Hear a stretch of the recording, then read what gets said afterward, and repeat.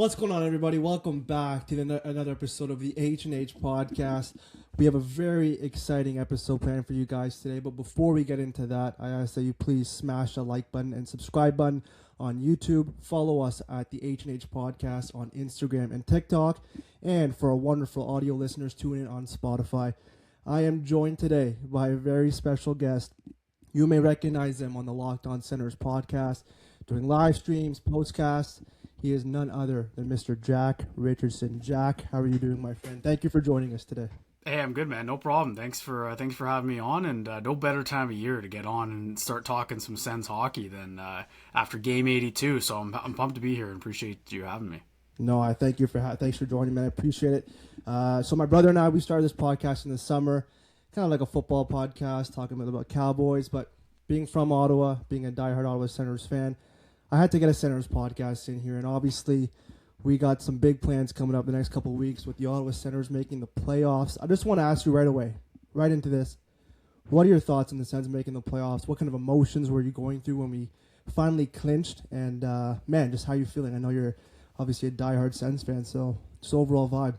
Yeah, I'd say what a crazy season. Because I think going back to last year, they make it. That was the goal at the end of the year. And then you come into this season, so many expectations, I'd say, for how good the team was. I think internally they had big expectations too. But the way the season unfolded with all the uncertainty around their starting goaltender, the white noise, as the coach likes to call it now, we'll just call it that, to just sum up everything around the team this year.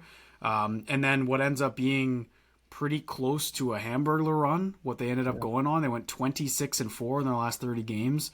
Just a crazy stretch. So I think it was a lot of relief for me. But I think at the end of the day, these last couple days have been nice. The last two games not mattering because you can kind of wrap your head around again what the eventual goal is for this team, and it is to win a cup at some point. And I know that's a big word for Sens fans right now to say, and maybe not this season is that's the goal, but overall, that's what they're building towards. That's what they've been building towards. And I think that making it this season, second time, making it in back-to-back years now, that's the first time since 2012, 2013 that this franchise has done it. So I think you just kind of sit back and realize the big picture and say, okay, they're well on their way here to building a consistent playoff contender. So it was a mix of relief into a little bit of, okay, here we go, now the fun begins.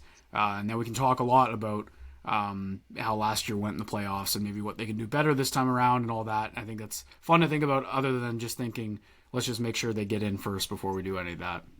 Yeah, man, you nailed it. And you look at the core as well, right? Like for so long, even going back to the COVID year, you're like, this is the core that we want to see make the playoffs. And you mentioned it last year, they finally made it. Obviously, I mean, a couple overtimes didn't go our way, and I feel like that series is right there for us. But it's nice to finally see this core back at it again for a second playoff. This entire city, man, I don't know if you've seen it already, but the car flags are already vibing across the city. I got mine on my car, so just overall, I cannot wait. And we finally, just a couple hours ago, got the schedule for Game 1. It'll be this Saturday at 3 p.m. What are your thoughts on that, being the first game to kind of kick off these playoffs and kind of on the world stage? No other games going to be happening at that time, so what are your thoughts on us being the first game to kick off the playoffs? I think it's great, and just to go back to what you said about the city and how alive it is, it always comes like this, and that was the best part of last year for me, is seeing the city again. But it was mixed with, they're playing the Leafs, so there's a good amount of Leafs fans in Ottawa. Just generally, that's how it works, and obviously a lot of traveling and the headlines, and you don't really get the same attention maybe that they're getting this year, I'd say, for the Ottawa Senators, and yeah, playing the first game of the playoffs, 3 p.m. Saturday is the first playoff game of the postseason and all the leagues, or all across the league. So I think you kind of get a sense of how Carolina is regarded as well for prime time, let's say, right? So Sens will by no means be in the prime time slot, I don't think, in this series, and I'm okay with that, to be honest. I think that's it's a nice match. I'm sure Hurricanes fans feel similarly, that it's not exactly in the prime slot. Maybe they don't feel the same way, but I think it's a nice way for the Sens to get a bit more eyeballs, if that makes sense, because it's not like people are, if they played the Sabres, I think I'm sitting here a little bit wary of how everyone's going to want Buffalo to do well with how magical their season's been. So I think playing the Hurricanes is a good spot in terms of the picture and the fan picture from outside perspectives. Like if you're a casual fan, I think the Sens could get some people cheering for them as a bit of an underdog, and I like that it's the first game right out of the gates. No, for sure. I agree 100%. And we'll talk about the playoffs in a second, but I want to kind of go back. And you mentioned it in your opening, the white noise around this team. It didn't look pretty for a very long time. You look back January 24th, we were tied for last place in the Eastern Conference. It wasn't very, optimistic. Our goaltending, as you know, it's a story around the entire league, was 32nd in the NHL. And you look at the white noise, you mentioned Brady Tkachuk and all these Olympic noise and a whole bunch of stuff happening kind of outside the control of the on-ice performance, because I thought they played well for a majority of the year. Just some of the bounces didn't really go our way. So I want to go back to a little bit the regular season. I want to ask you, Jack, and I'll let you go first and I'll kind of comment on it as well. What point in this season did you kind of see that switch where you're like, okay, you know what? I think these guys are going to make the playoffs. I'm all in that these guys are going to get it done. Was there a game? Was there a moment? Okay, I'll let you kind of take it from there, and I'll kind of follow up. Yeah, I think there's a couple games in January where to me they stand out because they played a lot of hockey that month. They played 15 or 16 games in January. It was nuts how much they played, and I think that there were a lot of nights where they didn't have it, and at the beginning of the month looked a little rough. I'm actually going to point out one that they ended up losing that I think it felt like to me they had clicked as a really good cohesive unit, and I'm going with the game against Montreal where they blew the lead late. And I know that's a crazy one, but because all season, you look at the analytics, it had been they're right up there defensively. Everything's improving. It's just goaltending. It's goaltending. I'm pointing out that game because that game, and not to bury on Levi Merlainen, who is a young player and we hope can find his game at some point and get back to what he was last year, but he just didn't have it this season, and I think that was his last game actually with the Sens. I think to me that's where it felt like it turned around because it was so rock bottom. It was so bad where you've got a building full of Habs fans celebrating a 6-5 overtime win. They had no business celebrating because the Sens had a 5-3 lead with about 5 minutes left and were dominating that game. It's not like they had just exploded in one period and were hanging on by for dear life. They dominated that game. And you look at how the Habs did this season, they're a great team. So I look at that game and say that was kind of a measuring stick moment, even though it's a rivalry that we want to be on the other side of. And they end up losing, but you get a point. All the points matter at the end of the day. So I'm pointing to that one because the stretch that I'm talking about with the last 30 games happened, I think, in the Vegas game. They won 7-1, and that's the famous Travis Green speech where he said the white noise, block it out, had a great post-game rant. So I'm going with the one a few weeks earlier against Montreal because that was Merlainen's last game, and things changed after that. Like Reimer got in there, got a bit more comfortable, got them a couple of points, and then Ullmark comes back and plays the best hockey that he's played all season. So I'm going with that one. I don't know if that's hot take or whatever. Like I know everyone will probably think the Vegas game, there's a couple around there, but that Montreal game sticks out to me specifically. That's interesting. And you mentioned it. That was the game Jake Sanderson had that famous quote at the end of the game where, got to get a couple of saves here. And that was heartbreaking. I was with some buddies at Boston Pizza actually in Orleans, and we were vibing. It was my buddy's birthday, and then all of a sudden, just within a matter of minutes, we lost that game, and of course the Montreal in that barn. So that's a very interesting one for you. For me, I'm gonna go with one a little bit later in the season, and some of my buddies who know me, I'm always a super optimistic Sens fan. I've been saying it since the beginning of the year. You have to believe in these guys. It's not fun when you're watching your team play and you obviously think they're gonna lose, and so I'm gonna go to a game against the New York Rangers on Monday night, prime Monday Night Hockey, where we lost Lasty Thompson, who was his first game back after, I believe it was 2 years. You can correct me on that. I think last game was in 2022, maybe 23. Yeah, I think so. And then that game was Thomas Chabot when he obviously got that cross-check from JT Miller and snapped his wrist and then somehow came back just a few weeks later, which is beyond me. But that game, I look at that defense, that core that we had. Jordan Spence was that truly his coming out party. Obviously, Jake Sanderson was previously out against Seattle. So it was his opportunity to be that number one defenseman. Tyler Clevin was healthy at that point. Nicholas Manpalo and Artem Zub. You look at that D-core and what they had to do on a Monday night and then go back into Detroit the next day when Carter Yakinchuk got that call up and Jordan Donovan had that game as well. Those two games, I guess I picked two games, so I may have cheated a little bit. But I'm going to refer back to that. Yeah, to that Monday night game against the New York Rangers and how they were able to find a way to win that game. That's when it showed me truly that the optimism that I was having at the beginning of the year, there is some truth to that, and these guys can truly play for one another and go through a wall for each other, and that was obviously a big start to our run. I don't have the exact numbers how they finished off the end of the year. I think it was maybe 4 regulation losses overall. But man, that game to me was one that really stood out for a defining moment. And Shabbat was obviously out for a few weeks after that, and Jordan Spence kind of became that number one guy. So that's the game I look at as, these guys are bought in and ready to go here for a deep run. I like that pick because I think a lot of guys, fans will pick around, like I mentioned, the Vegas time, late January, just when it officially started, when they got hot. But I think you listen to a lot of the players speak, and I listened to Brady Tkachuk talk about it the other day, and he was just saying that time when they lost all their guys and kept winning games was kind of it, because I think a lot of them probably felt like, man, we just can't catch a break, not our season, and it would have been easy, honestly. There were a couple points at that point where I was putting my hands up and saying, you know what, if they lose this, I'm not going to lose my mind, because what can they do here? They've got Lassie Thompson playing big minutes in a playoff push, and to his credit, he was great, and I think that's a good pick. Probably a bit better than me picking a loss, to be honest, but I like that. I like that one. Another one that just comes off the top of my mind before we get into our next topic and we kind of preview these playoffs, because, man, every second I'm looking at the clock and I just can't wait for 3 o'clock to hit on Saturday. But another underrated game I want to mention was, I believe it was one of the last home games before the Olympic break. We played Colorado at home, and James Reimer was in net that game, and a lot of people were. I don't know if, correct me if I'm wrong, Ullmark was he was out with an illness, or he was just coming back from his leave. So I think funny enough about the 25th is that's when they played Vegas at home after losing to Carolina of all teams the night before. Right. They played Vegas, beat them 7-1, and then it's Wednesday, it's Colorado. But Ullmark had been back with the team. He was on the bench backing up in that 25th game. So there's something there where he's on the bench, the boys get their legs going again. But you're right, Reimer started, and then Ullmark made his first start back the Saturday against the Devils, which I was at. That's right. Why I remember That's that right. One. Yeah. So I look at that game too, like that Colorado game. The last time we played Colorado was that famous. We don't want to talk about it.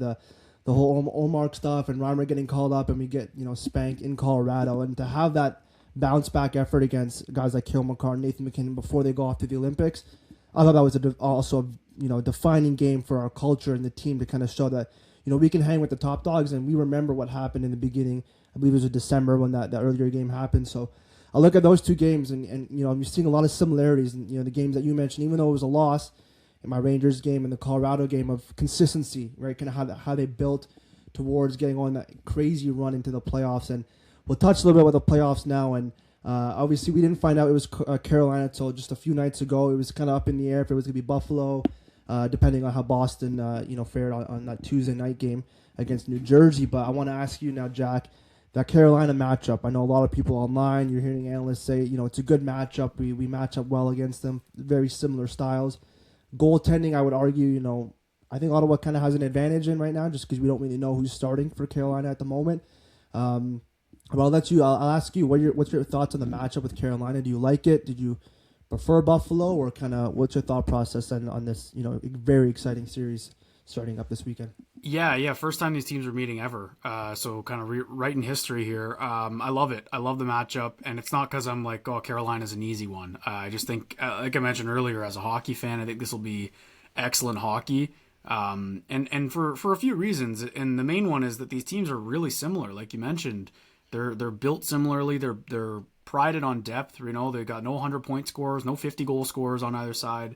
It's 30 goals. Maybe close to 40 for the top guys, and then everyone else is kind of in around 20, 15, 10. Like, they're a very deep four-line team, just like the Sens are. I think the reason that this is maybe looked at as more of a mismatch than it feels like it should be from my perspective. I don't think this should be as big of a gap as the betting odds would say, or as maybe Hurricanes fans think. I've been doing a lot of reading in the last couple of days on what they think about their team, and I think it's just the pedigree, because this is a team that has had a lot of success in the playoffs in the past few years, basically since 2019. So you got to tip your cap to them at that point. But the way this Sens team plays is identical, honestly, to what Carolina tries to pride themselves on.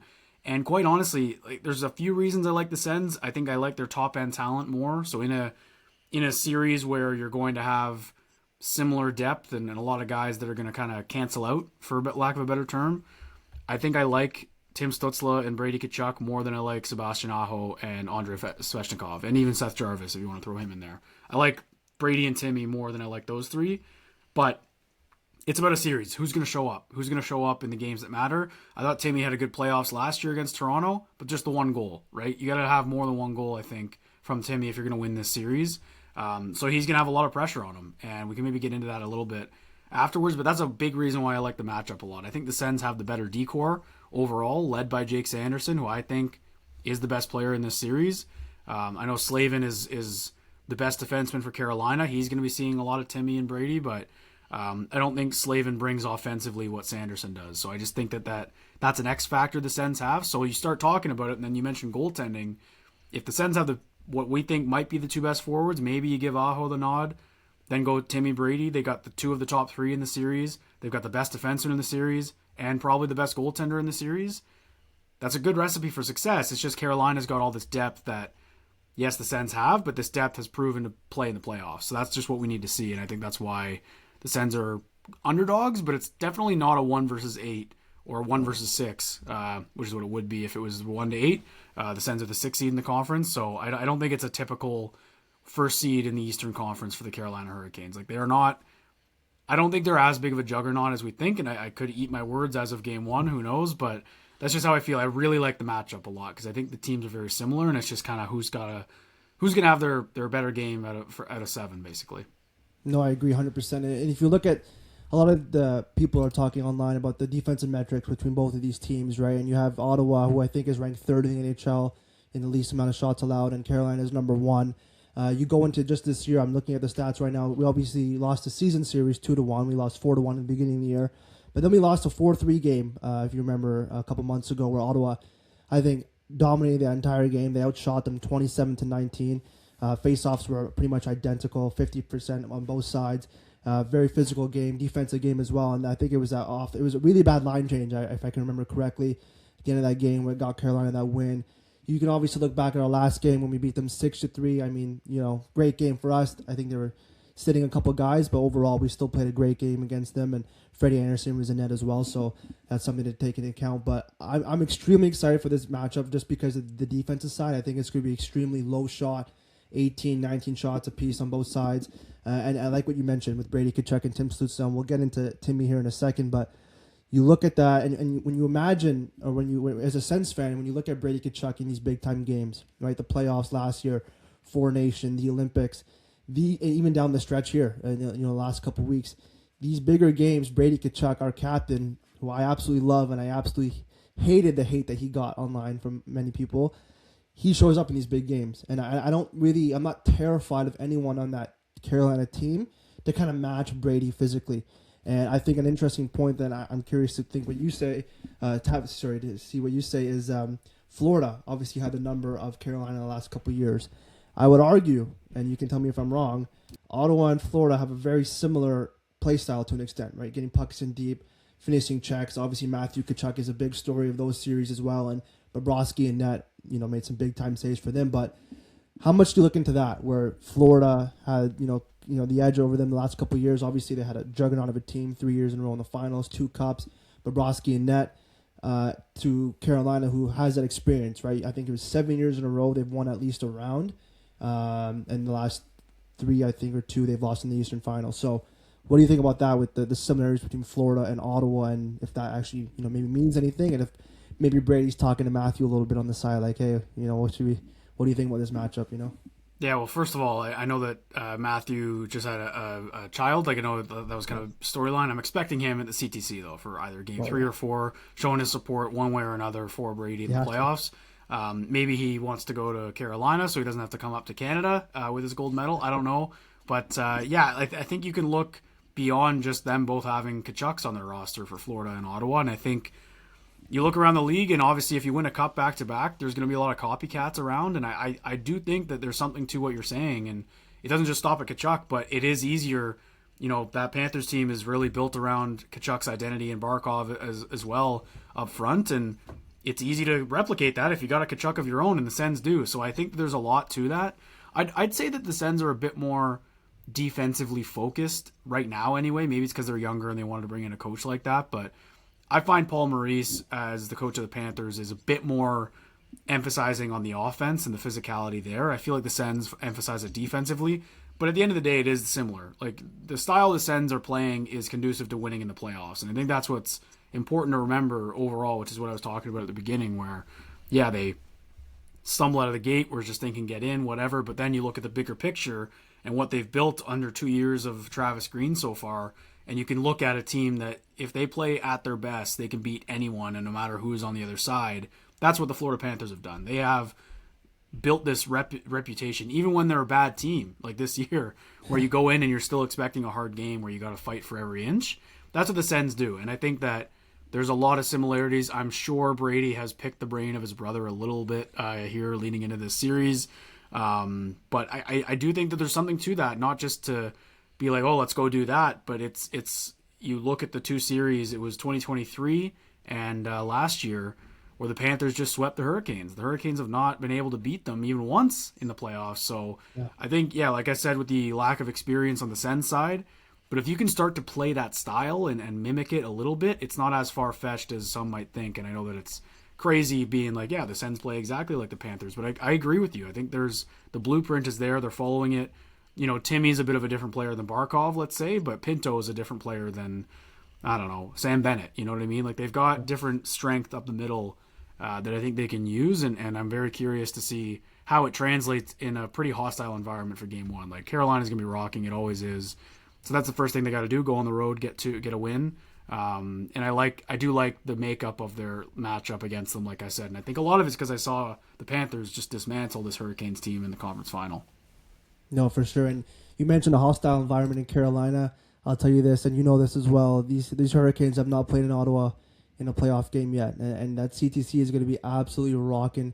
Games 3 and 4, I believe. I think we'll have an idea tonight of when those games are. I think it'll be next Thursday or Saturday. But man, I just cannot. Just hearing you talk about this and having our conversation right now, I cannot wait for this series to get underway. And I want to touch a little bit about the Carolina lineup a little bit, and then we'll talk about our boys here in Ottawa. Is there a line that you're kind of keying on, focusing on in terms of matchups for Ottawa? You have the top line with Svechnikov, Sebastian Aho, and Seth Jarvis. I think those are your main guys, but I'm looking more at that second line with Taylor Hall, Logan Stankoven, and Jackson Blake. And for people who don't know, these are extremely underrated players. Taylor Hall, he still got it, man. Like, I know he got a lot of flack from his time in Edmonton, and he kind of carries that. But in his time in New Jersey and even now in Carolina, he's putting up great numbers. And Logan Stankoven, I'm a big fan of. I thought that trade worked out great for Dallas and Carolina, swapping Rantanen. But is there a line that you're kind of looking at that, okay, we got to kind of keep an eye on these guys, or even defensively as well? Like, I scroll down here, Jacob Slavin, who's arguably got one of the best defensive sticks, I think, in the NHL. Super underrated. He's not getting, I don't think, talked about enough. Nikishin, that the Russian defenseman there on that third pair, he's a big body. He's not afraid to finish checks. So is there a line? Even Keandre Miller and Sean Walker. So overall, they got depth, and I think we do as well. But is there a line that you're kind of looking at from Carolina that you're trying to keep an eye on a little bit more closely as we get underway here? Yeah, you mentioned it. The Stankoven, Hall, and Blake line to me is the one that stands out the most because that's a small line. Those are small players, but they're great. Don't get me wrong. I'm just, that kind of small forward isn't really something Ottawa has, and they've got basically 3 of them on one line. So the speed on that line is going to be interesting. If Travis Green has home ice advantage, which he will obviously in the second half of these first 4 games, I'd imagine he wants the Pinto line again and Sanderson and Zub up against Aho, Jarvis, and Svechnikov. But this is the beauty of the Sens now is how deep they are. Up front, other than the Pinto line, you're kind of free to go. I would imagine they want 4th line versus 4th line. Both teams, I would think, want that early on at least. But you look at what Timmy's line can do. I think they're the biggest. I mean, I won't get ahead of myself here, but we'll talk about the Sens forward lines. But I think that's the line I'm most curious about because I could see them being a handful for a certain way that the Sens defensemen play. Like, they could get overwhelmed with their speed. But I could also see the Carolina forwards getting a bit overwhelmed physically, against a guy like Tyler Klevin if he's healthy. Even Matt and Palo has range, and you think about that third pair for the Sens and what they're going to be able to do. So I'm curious about that. I am also keeping an eye on that Stahl, Martinook, and Ehlers line, which I would imagine that's their shutdown line for the Hurricanes. I know Jordan Stahl he's their captain, one of the best defensive forwards in the league. Obviously getting up there in age though, so I don't know. Can he handle Timmy's speed? I'm not sure, but I'd imagine that's the line they want against, maybe against Stutzla. I don't really know. It'll be fascinating to watch the matchup game. I I mention it because I know, Travis Green is not shy to just every single shift he can, and he's very good at it. We don't give enough credit to what the Sens coaching staff has been able to do, especially, you mentioned that Colorado game. That's one where it was, as soon as McKinnon was over the boards, Pinto, boom, Amadio, boom, without hesitation, like quick shifts, short shifts, long shifts. So very curious to see game 3 and 4 what happens, but I'd imagine early on that Hall, Stankoven, and Blake line is going to be one to be aware of for the Sens. Yeah, I agree 100%. And then you look at that D-core as well, right? Jacob Slavin, Chatfield. They got guys who can play multiple, guys who are not afraid to join the rush. And I've watched a lot of tape over these guys the last couple of days, and all 5 players on the ice are push forward kind of guys. They get the puck out to neutral zone, and then they're all kind of aggressive in that sense. So it'll be interesting to see. Not a lot of space will be available on that ice, but I think the first team that makes the biggest mistake in any of these games is going to end up getting bit. But from an Ottawa perspective now, let's switch over to our boys. Enough about these Hurricanes now. From our Ottawa Senators, I'll ask you first about the player. I'll let you go first, and I'll kind of follow. Is there a player that you're looking at the Ottawa Senators, anyone that you're like, this guy is a guy we need to show up, and he's going to be the X factor for us? I'll let you go first, and I'll kind of follow. Yeah, it's Tim Stützle for me, easily. I said at the beginning of the season, my biggest key going in was he needs to be the guy. Can he elevate his game? And at the time I said, can he be an 100-point guy? And he didn't do that. He got 83 in 80 games. But you look at the body of work for Timmy, had near his career high in goals. I felt like every goal was a highlight reel goal. So he really stepped up this season. Specifically when Tkachuk was out early on, he was excellent. And then down the stretch, there were times he was just putting this team on his back offensively. And, you look at the power play, and he was a big part of that. So I'm just mentioning him because he's got to keep doing what he was doing all season, basically. He trailed off, I'd say, a little bit towards the end of the year here. So hopefully those 2 games off. He hasn't played since Saturday now. It'll be a full week off for Timmy. Hopefully that does him some good because he's the engine. He's always been the key for this thing to work. Like, he was their highest draft pick. He was the golden boy when he came in, and he's been everything we could have asked for, but it's, can you get to that next level? And I think that comes in the playoffs. And like I mentioned earlier, I thought he had a good series against the Leafs last year, but it took him a while to get warmed up. Like, he didn't score his first goal till game 4 when it's already 3-0 Leafs. So you need him to make an impact early, and they need to win a road game. And you think that winning a road game, you need your best player to kind of fight through some of those matchups, because this team, like we mentioned, does what Ottawa does to top players. So Timmy's going to have to experience that on the other side. So I'm going with Stützle, and also because you don't want to have to revert to getting Tkachuk back with them. I think if you can keep those 2 on separate lines, I think it creates such a headache for the Hurricanes if they're both going. We've seen Kachuk's line get going with Cousins and Gregg. They've had huge games and won games for them this season. You can actually point to their turnaround right when those guys went together. So I think keeping them separate will just cause such a matchup headache for the Hurricanes. And I look on the back end, Slavin is going to be a problem for either Tkachuk or Stützle, but I don't know who else can handle either one of them, right? If they're separate at even strength, who else are you throwing out there? Okay, Slavin gets Timmy every shift. Who's getting Tkachuk, right? Is it Keandre Miller? I don't think he can handle him size-wise. I don't think he can match up that well against him. And I'll eat my words if I'm wrong, but that's where I'm going. I think it starts and ends with the highest paid player, Tim Stützle. That's not exactly a groundbreaking answer, but need more than one goal from Timmy in this first round. No, I agree. And if you look, I love what you mentioned about Timmy, scoring his first goal in Game 4. And I'm really interested to see how these guys start this series, right? Game 1 and 2, you mentioned it. You have to split. You cannot come back to Ottawa Game 3 down 0-2 against that kind of team. You have to split, whether that be Game 1 or Game 2. It doesn't really matter. Love it to be Game 1, but you have to split. And you look at last year, if you remember Game 1, the amount of penalties we took, right? Stick infractions, Batherson with the high stick and Dylan Cousins, and the list goes on and on. That kind of nerves were evident, I think, early on in that series, and I'm interested to see how these guys respond to that now. I love that Timmy pick. I'm going to go with the guy a little bit different, and people who know me, I am a massive fan of this player. Whenever there was trade talks in the beginning of the year, I said never mention this guy ever in any trade. I'm going to go with Ridley Gregg. Okay, and if you look at last year, just that little bit, I can't remember what game it was, but that little incident he had with Stolarz in front of the net where Stolarz was feeding him in the back of the head, no call, whatever it was, that was a storyline for a few games. And that kind of brought a little bit of energy into the series as well, but to the team, I thought. And, you need guys like that, like Ridley Gregg, to have an impact in these kind of in this series where you mentioned where Jacob Slavin's going to be, maybe on that Timmy line, and then you got that second line with Brady, Cousins, and Ridley have an opportunity to go out there and expose any kind of K'Andre Miller or Sean Walker. So I'm looking at Ridley Gregg. I need this guy to get in the face of their defenseman. I need this guy, his big open ice hits. I'm a massive, massive Ridley Gregg fan. I think he can be someone that really, is getting recognized maybe around the league. Maybe I'm getting ahead of myself. You know what? No. Around the league in this series for being kind of that pesty guy who can score. He was a first-round draft pick. People don't remember this. Obviously that Pajot trade to the Islanders. We had Tim Stützle, Jake Sanderson, 3 and 5, and then Ridley Gregg was there at 28, I believe that the number was. So he's a first-round draft pick for a reason. I think he's going to come up and have a phenomenal series. I'm looking at him to have, a big X factor for us physically.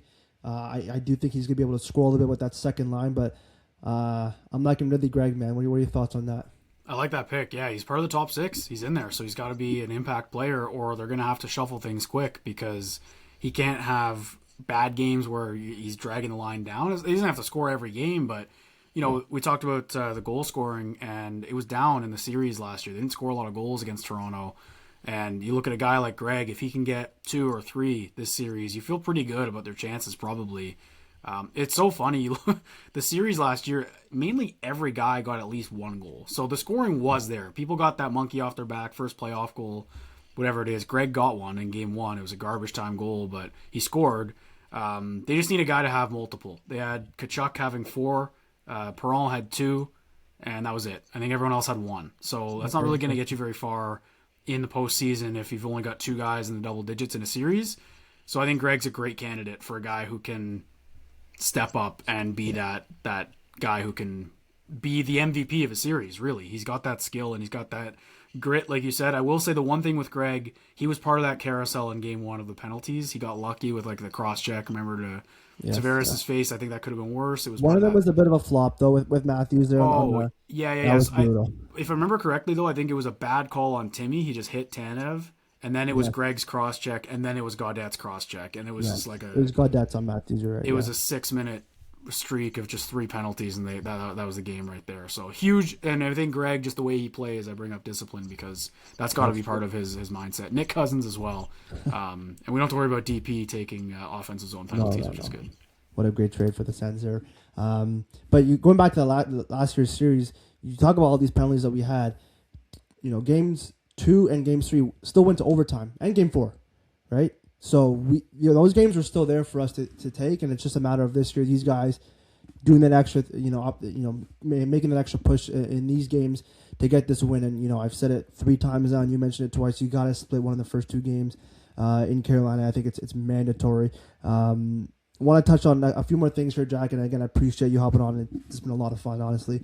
But Linus Ullmark, he is the headline, I would argue, for this team, and he's been the headline for many reasons as well this season overall. What are you hoping to see from him? Obviously, it's easy answer there, but overall, just kind of what kind of impact can this guy have for not only this series, but I don't want to get too far ahead of myself. We got to focus on Carolina, but the bracket that we happen to have with Pittsburgh and Philly.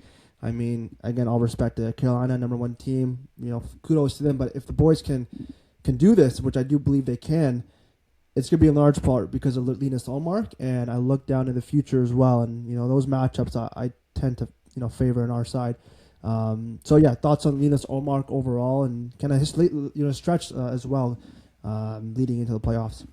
Yeah, so he's rocking a 9.04, I think, since January 25th or since he came back from his leave of absence, which seems like it's not a great save percentage. But save percentage is down across the league. They're just being more stingy with counting shots, which hurts goalies' numbers. So 9.04 is pretty good relative to what it would be. And that's a mix of some bad games here and there, and then also some shutouts, some great 960 performances out of him.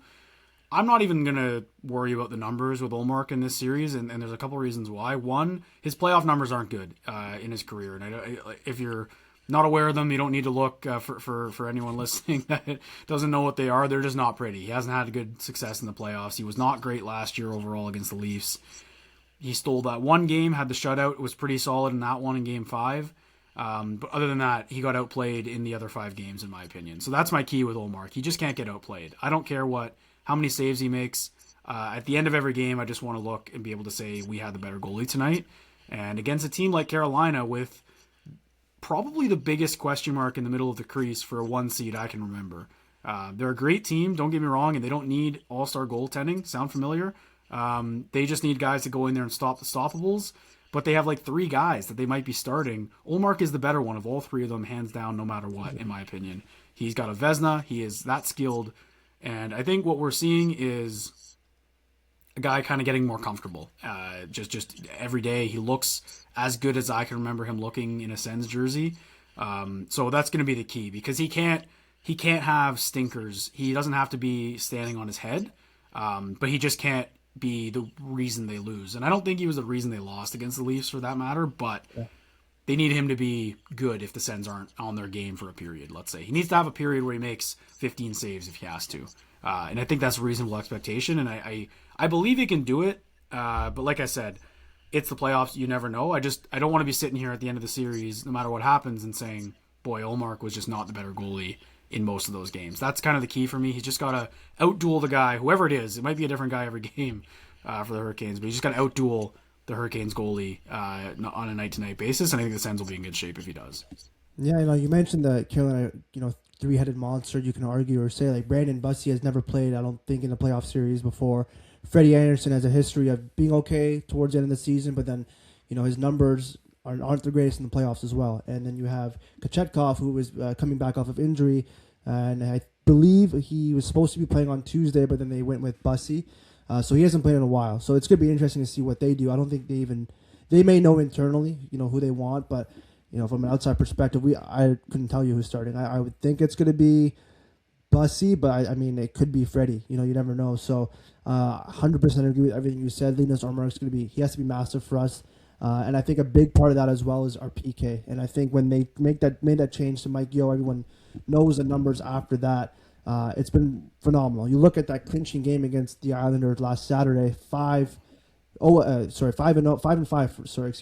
the PK, which was a massive story in that game. You look at that. I liked how much more aggressive they are on that PK. Carolina has a top power play, so I think if the boys can stay out of the box, Ullmark makes the right saves when he needs to, and our PK shows up the way that they're supposed to. Man, I think getting ahead of myself, but I like it. So overall, I agree with everything you said. Before, I have one more question for you. We talked about the Carolina lines. You mentioned the Stankoven and Taylor Hall line. From an Ottawa perspective, I know we just talked about a player that you're looking forward to. Is there a line? And I have a feeling I know where you're going to go here. I'll let you go first. But is there a line that you're looking at, like, these guys, we need them to show up in a big way, especially on the road, I would argue, in games 1 and game 2. And then obviously we have first change on 3 and 4. So any lineup that you're kind of looking for. It can also be a decor. I'll let you go there as well. Yeah, I'll go with a forward line because I feel very comfortable with the D. I do. Even if Cleven's not there, like I don't think Thompson and Matt Powell will get a lot of minutes if it's those two, to be honest with you. But when they do, I think they're fine. So up front, the line I'm looking at, I mentioned them a little bit. I'm looking at Tkachuk, Cousins, and Greg. That line, like I said, won them games at some points this season. They were so good, dynamic offensively. And we've basically talked about everyone on that line. We've talked about Brady and Greg.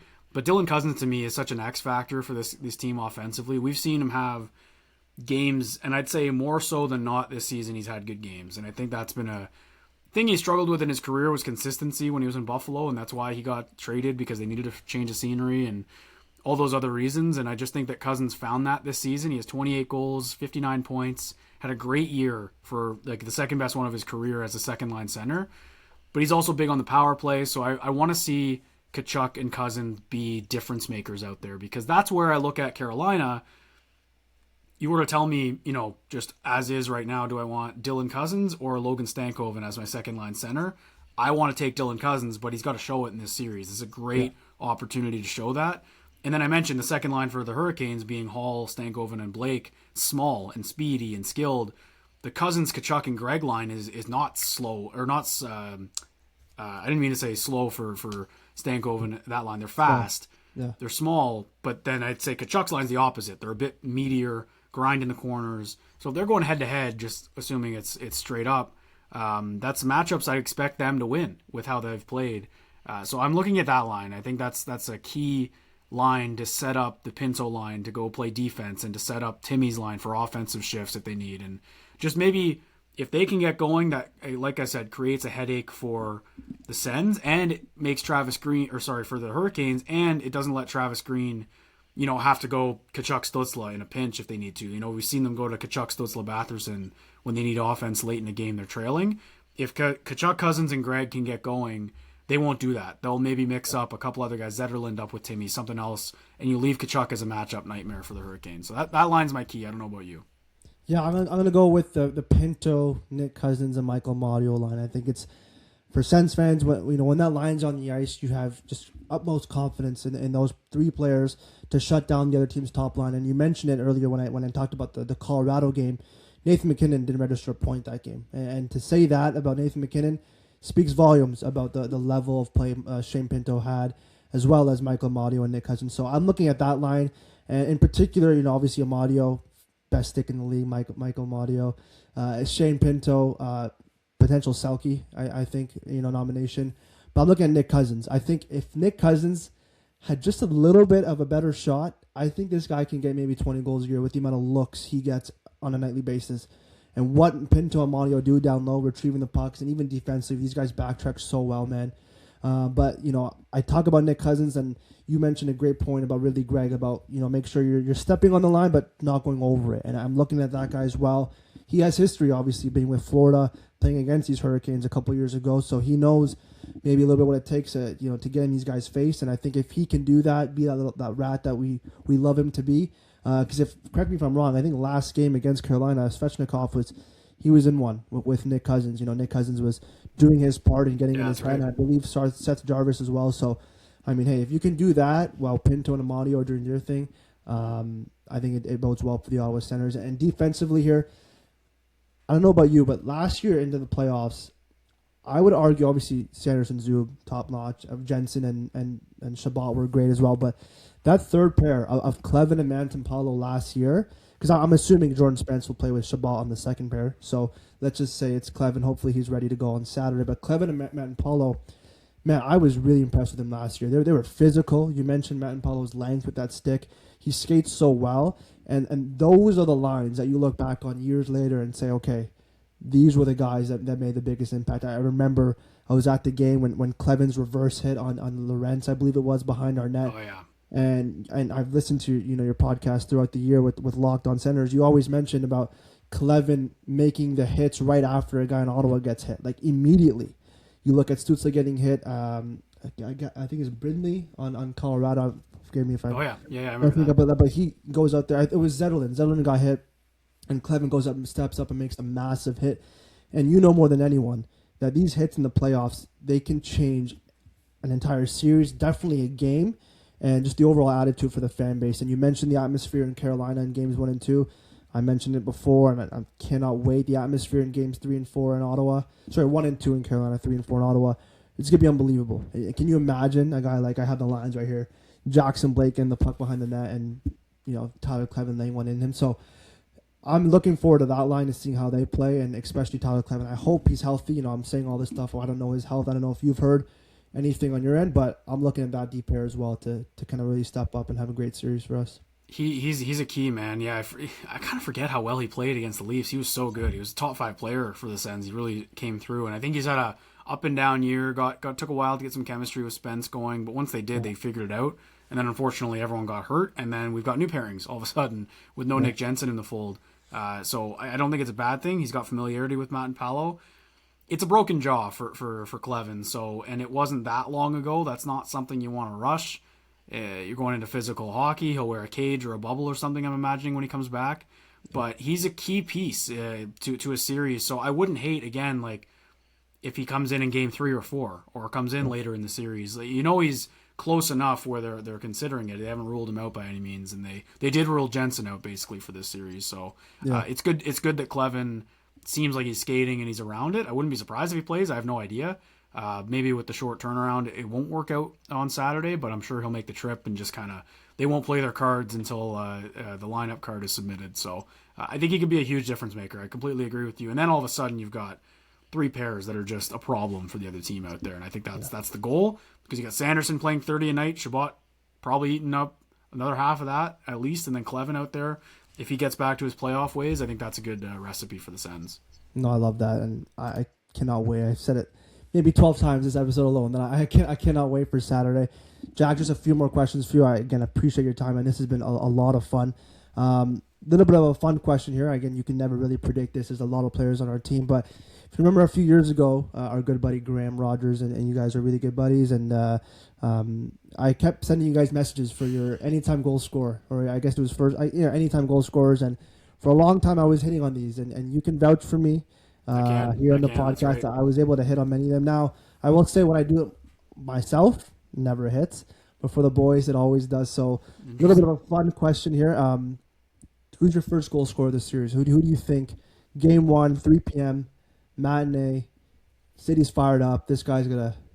I'll go first. We'll go first. Anytime's up. So first one overall in the series, or for the Ottawa Senators. We'll go. Okay, yeah, for Ottawa. Yeah, I was probably gonna answer Ottawa anyway. They're scoring first Saturday.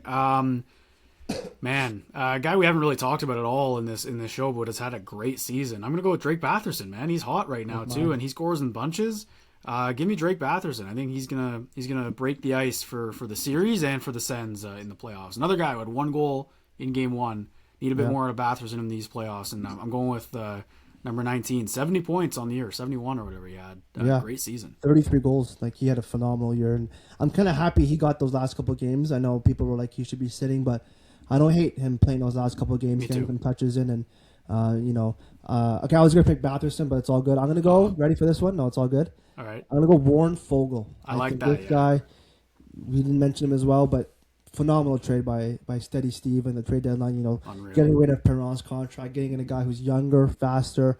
He said it in his first press conference that he's never missed a playoff series, and he wasn't lying. And I think he's gonna have that fourth line with Lars Zetterlund. I can just see a shot from the point and him either tipping it in or being net front there. So I'm looking at Warren Fogle for the first goal scorer for the Ottawa Senators in Game 1. Jack, before we end this phenomenal episode, I want to know any other series that you're looking for. Obviously, we're Sens fans looking for that series, but are there any other series? Because at the end of the day, playoff hockey is playoff hockey, and I'm fired up for the off days that the Sens are not playing to be watching some exciting hockey. So is there a series that you're looking at that you're going to be kind of watching almost every game? Yeah, probably. I mean, hopefully it lines up with the days. But I got to be honest, every other series in the East I think is going to be awesome. I think Philly and Pittsburgh, I would not have cared about what the Penguins are up to if it wasn't Philly, but because of that rivalry, I'll be tuning into that when I can. Boston Buffalo is going to be unreal. Just seeing the Sabres back in the playoffs will be fun. Feel like a little kid again. And then Habs Lightning. I mean, I'm just listing all of the series. I think the matchups are near perfect this season. I really do. In the first round here, we'll see what happens out west. Hopefully it's not Edmonton, LA again. That'll be an easy turn off the TV. DJ Smith, LA. Yeah, DJ Smith and Anton Forsberg leading a team to a playoff run. But that's a crazy story in LA. And then obviously Dallas, Minnesota. I mean, that one I think is actually going to line up right with the Sens series, and they're playing at 5 on Saturday, so might not be able to catch all of it. But I mean, that's an easy one to say. So I think out east I want to watch all of them. In the west, I'm really only going to key in on Minnesota, Dallas if it's on. Just see what that series is like. 2 great teams. Utah, Vegas, I'm not super thrilled about. I could see that being a great series, though, but I don't really have a... it'd be cool to see Marner, how he does. It'd be great if he has a great playoffs. I'll put it that way. That'd be a real cherry on top for the Leafs. But those are mine. But I didn't really answer your question. I think overall, main one I'm excited for is Habs Lightning. I think that's going to be an awesome series. The offense, Carolina, Ottawa, I think are perfectly matched, and I actually think Tampa and Montreal are too. With their top end talent on both teams is just having such great seasons. So yeah, and they're going to be beating each other up, man. You look at their second one of the last games of the regular season, they were going at it. Corey Perry chasing Lane Hudson around the ice, and former Ottawa Senator Scott Sabrin, who I think is an everyday kind of guy. He's going to be trying to do his thing there, and so that's going to be an exciting. I'm going to pick Guy and Struble on the other side. Like, it's going to be physical. That'll be great hockey. So I'm glad that'll be on other days than the Sens games. And I'm happy. Another part was why Ottawa got Carolina. So let those guys beat each other up, do their thing. Boston's no slouch either. They're a big team in Buffalo. So let those guys do what they got to do on that side, and hopefully when the boys, play well, they're a little bit beat up on the other side. For me, I'm going to go one East, one West. I got to go Philly and Pittsburgh. The geographical rivalry, Crosby's first playoff in how many years? 4 or 5 years. Yeah. Philadelphia, first time back since the COVID year. I'm excited for that. Porter Martone playing in the top 6. What a story that is. Unreal. Obviously captain of Canada's World Junior team here in December. So that's going to be an exciting series. And out West, it's funny you mentioned that you don't really care too much, but it would be cool for Marner. I'm looking at Vegas and Utah. I think also a little bit of a geographical rivalry there. And I'm excited to see Utah, Clayton Keller, and that team, obviously the former Arizona team. They're in the playoffs now. Good young core. I kind of saw them similar to the Ottawa kind of trajectory of when they're going to make the playoffs. So I'm looking forward to seeing that series. But man, overall playoffs are going to be super exciting. Jack, any final thoughts overall? Thank you for joining, and just overall message to Sens Nation as we get ready to go here on Saturday. Yeah, no problem. Happy to join, man. This is the best time of year, and I'm so excited the Sens are back involved in it back-to-back years. It's been too often, and this is the whole reason the rebuild started, was to get here consistently. They've done it. Fired up, man. I can't wait for Saturday, like you said, and hopefully it's a great series, but one that goes in the Sens' favor. That's awesome, Jack. Well, thank you so much. I know my brothers really appreciate it, and so am I, for you joining this podcast. We'll definitely hope to have you on again. This was a lot of fun. For everyone watching, please like, comment, subscribe, as I mentioned, on YouTube. Follow us at the HnH Podcast on Instagram and TikTok. And, of course, for our audio listeners, check us out on Spotify. Thanks, guys. Go Sens, go, and have a great day.